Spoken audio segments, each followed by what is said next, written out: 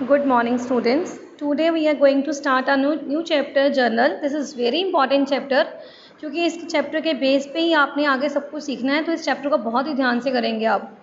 So first of all, journal का meaning: the book in which a transactions is recorded for the first time from a source document are called book of original entry. जो भी business में first transaction होगी, कोई भी business की first transaction होगी, उसको हमने रिकॉर्ड करने को क्या क्या कहते हैं? बुक्स ऑफ ओरिजिनल एंट्री कहते हैं. ठीक है, books of original entry. It means first time हमारी ट्रांजेक्शन कहाँ रिकॉर्ड होती है? That record in journal. First time हमारी ट्रांजेक्शन जर्नल में रिकॉर्ड होगी. कैसी ट्रांजेक्शन लाइक आपका बिजनेस है किसी भी चीज़ का, से आपकी क्लोथ की शॉप है, तो आपके वहाँ पे पहले जो भी परचेजिंग हो रही है, आपने गुड्स खरीदे हैं बेचने के लिए, लाइक ठीक है, तो वो आपका सारा कहाँ रिकॉर्ड होगा? तो आपने साथ साथ उसको रिकॉर्ड करना होता है. लाइक आप कोई रॉ मटेरियल खरीद के लेके आए हो, ठीक है, आपने कुछ इलेक्ट्रिसिटी का बिल पे किया है, आपने उस शॉप का रेंट दिया है, तो वो चीज़ें हमने उनको हम क्या बोलते हैं? ट्रांजैक्शंस. तो उन ट्रांजैक्शंस को रिकॉर्ड करना, ईच एंड एवरी ट्रांजैक्शंस को हमने रिकॉर्ड करना इज़ नोन एज, कहाँ पे रिकॉर्ड करेंगे? जर्नल के अंदर. ठीक है, तो किस फॉर्म में रिकॉर्ड करेंगे? क्रोनोलॉजिकल ऑर्डर में, that means in serial order. Date wise, जैसे आप कहते हो ना कि आज फर्स्ट डे है, आज जैसे हम एग्जांपल लेते हैं कि आज 1/8 है, तो 1/8 में हमारी क्या ट्रांजैक्शन हुई, फिर हम 2nd 8 में हमारी क्या ट्रांजैक्शन हुई. मीन्स हमने डेट वाइज ट्रांजैक्शंस को रिकॉर्ड करना होता है इसमें. जब तो कंपनी का साइज़ है स्मॉल, मतलब व्हेन कंपनी का साइज़ क्या है? स्मॉल है, तो ट्रांजैक्शंस को एक ही जगह हम रिकॉर्ड कर सकते हैं. It does not create any problem. मेरी छोटी सी दुकान है, I can record all the transactions together. मैं सारी ट्रांजेक्शन्स को इकट्ठे रिकॉर्ड कर सकती हूँ. But when number of transactions are large, मतलब मेरे दिन में मेरा शोरूम है और मेरे शोरूम में बहुत लोग आते जाते रहते हैं, तो इट बिकम वेरी डिफ़िकल्ट कि ईच ट्रांजेक्शन्स को रिकॉर्ड करना इन जर्नल. तो उस केसेस में हम क्या बनाते हैं? जर्नल को डिवाइड कर देते हैं, सब डिवाइडेड कर देते हैं नंबर ऑफ सब जर्नल्स के अंदर. Like we maintain a different account books, the cash book, purchase book, sale book, purchase return, sale return, bill receivable, bill payable, journal proper. ये अभी हमने इस चैप्टर में नहीं पढ़ना, तो मैं इसकी डिटेल में नहीं जा रही हूँ. अभी सिर्फ आपको जर्नल का मीनिंग अगर क्लियर करना है, तो उसमें ये है कि जर्नल एक ऐसी बुक है जहाँ पे सारी ट्रांजेक्शन्स को रिकॉर्ड की जाती हैं फर्स्ट टाइम. मतलब अगर हम बोले कि फर्स्ट टाइम ट्रांजेक्शन्स कहाँ रिकॉर्ड होती हैं, तो वो जर्नल में रिकॉर्ड होती हैं. और सेकेंड है, ये प्राइमरी एंट्री है, मीन्स फर्स्ट एंट्री है बुक की. थर्ड है, यहाँ पे डेली जो कुछ भी हो रहा है, डेली में कुछ भी हो रहा है, वो यहाँ पे हमने रिकॉर्ड करना है. और रिकॉर्ड कैसे करना है? सीरियल ऑर्डर में रिकॉर्ड करना है. ठीक है, और हर रिकॉर्डिंग में हमने डेबिट और क्रेडिट वर्ड यूज़ करना है. ठीक है, और हर रिकॉर्डिंग में हमने एक वर्ड लिखना है, दैट इज़ नरेशन. ये मैं आपको प्रैक्टिकल में बता रही हूँ कि कैसे करेंगे हम. देखिए, एक प्रैक्टिकल क्वेश्चन देखने से पहले you have to see the format of journal. There is date, particular, ledger, folio, debit and credit. This is the format of journal.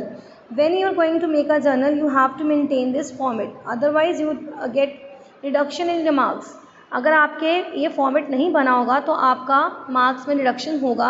So you should be carefully write this format first of all, right?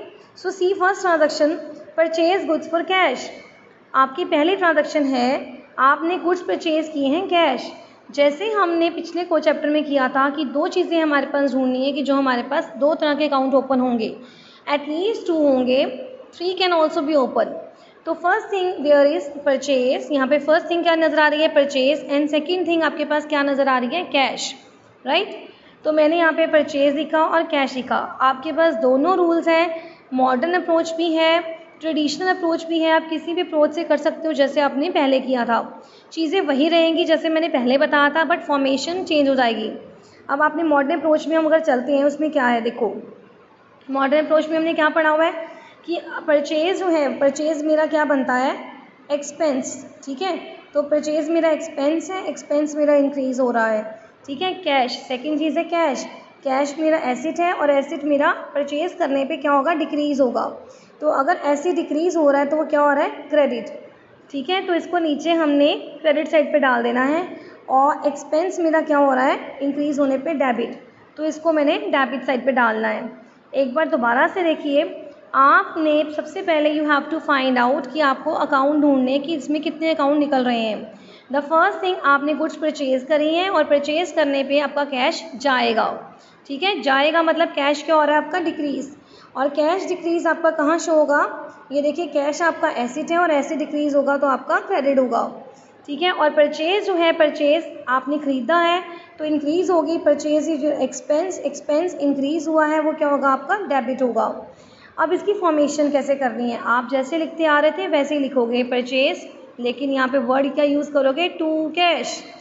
जैसे मैंने second entry में डाला ना to, आप वैसा to use करोगे, ठीक है। ये थोड़ा सा साइड पे डल गया था, आपने परचेज़ के बिल्कुल सेंटर में जाकर लिखना है टू कैश, और वर्ड लिखोगे साथ में अकाउंट। अकाउंट को you can not write full account, you have to write short form like this AC, और ऐसे ही डॉट डॉट डाल के आपने डेबिट लिखना है, और उसके बाद डेबिट को डेबिट की अमाउंट में डालोगे, क्रेडिट को क्रेडिट की अमाउंट में सेकेंड साइड डालोगे। आप इस चीज़ का बहुत ध्यान रखोगे, क्रेडिट को क्रेडिट की साइड पे सेकेंड साइड पे डालोगे, ठीक है। मतलब ये देखो, ये आपका डेबिट जो है यहाँ पे आएगा और क्रेडिट वाला आपका इस साइड आना चाहिए।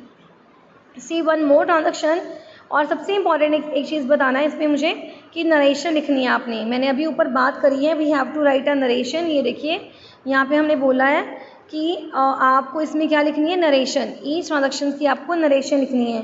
So this is called narration. आप नरेशन जब भी शुरू करोगे बीन लिखोगे, BING। नरेशन हमेशा स्टार्ट होती है वर्ड बीन से, ठीक है। उसके बाद जो आपके साथ उस एंट्री में हुआ है आपने उसको लिखना है। लाइक क्या हुआ है, परचेज गुड्स इन कैश, मैंने गुड्स कैश में खरीदे हैं, तो you will write here purchase goods in cash. Second लिखोगे आप परचेज गुड्स फ्रॉम सुभाष। अब यहाँ पे दो आ रहे हैं, one is purchase, second is Subhash, ठीक है। आप चेक करो परचेज कौन सा अकाउंट है, फिर परचेज मेरा ये देखो सेम परचेज है, मेरा एक्सपेंस है, डेबिट हो जाएगा। बट यहाँ मुझे कैश नहीं दिया मैंने, उसकी जगह कौन आया है, सुभाष, ठीक है। तो मेरी लाइबिलिटी जो है इसमें आ गई। आपने परचेज़ किया और आपने पैसे नहीं दिए तो लाइबिलिटी इंक्रीज़ हो गई, तो लाइबिलिटी इंक्रीज़ होना इज़ क्रेडिट, तो यहाँ पे सुभाष जो है वो क्रेडिट हो जाएगा। फिर आप नरेशन लिखोगे, been purchase goods on credit, right. Next third है purchase goods for Ravi for cash.